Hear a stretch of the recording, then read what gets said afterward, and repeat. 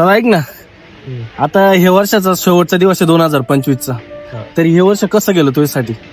एकदम चांगलं होतं, कारण की RCB या वर्षी ट्रॉफी जिंकली होती. अरे तुला आरसीबीचं पडलंय याचं म्हणणं आहे. पडलंय.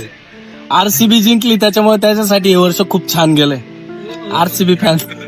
खरं सांगू खोटं सांगू? खरं खरं खरं ऑनेस्टली सांगायचं. सक्सेसफुली ठीकठाक गेलं. ठीकठाक गेलं. ठीकठाक तुला कसं गेलं ना?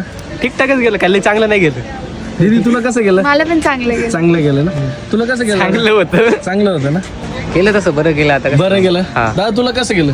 छान होतं जरा. दादा तुला ॲव्हरेज.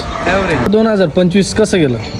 2025 तसं सुखा समाधानाचं गेलं, परंतु 25% वाईटच गेलं. दादा 2025 संपत आलाय, आज शेवटचा दिवस आहे. हे वर्ष कसं गेलं तुम्हाला? 2025 एकदम व्यवस्थित आणि चांगलं गेलं. ओके, म्हणजे काही नाराजी नाही 2025 अजिबात नाही.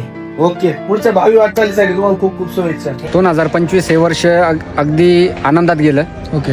याच्यामध्ये काही चांगले काही वाईट असे दोन्ही अनुभव आम्हाला आले, परंतु जे चांगले अनुभव आले तेच वारसा घेऊन आम्ही आता 2026 मध्ये जाणार आहे. नक्कीच नक्कीच. 2025 एकदम भारी गेलंय आणि इथं कॉलेजमध्ये आल्यापासून तर एकदम व्यवस्थित चाललंय सगळं अभ्यास अचिव्हमेंट काय झाली तुला या वर्षी?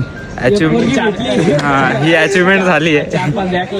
बॅग बिग नाही, सगळे विषय ऑल क्लिअर निघणार आहे आणि बस टॉप मारणार मी. सुंदर गेलं, एकदम सुंदर गेलं. काही तक्रार या वर्षाची तुमची? काही तक्रार नाही, काहीच नाही ना? तक्रार काय करायची. 2025 अतिशय समाधानकारक गेलेलं आहे. समाधानकारक गेलं. हा, काही तक्रार तुमची? नाही, या वर्षातून तरी माझी काही तक्रार नाही आणि येणार पुढील वर्षी असं जाऊ. चांगलं गेलंय बऱ्यापैकी.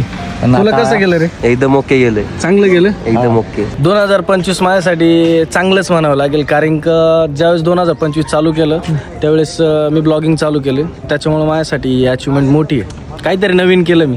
2026ला परत काहीतरी नवीन करणार मी.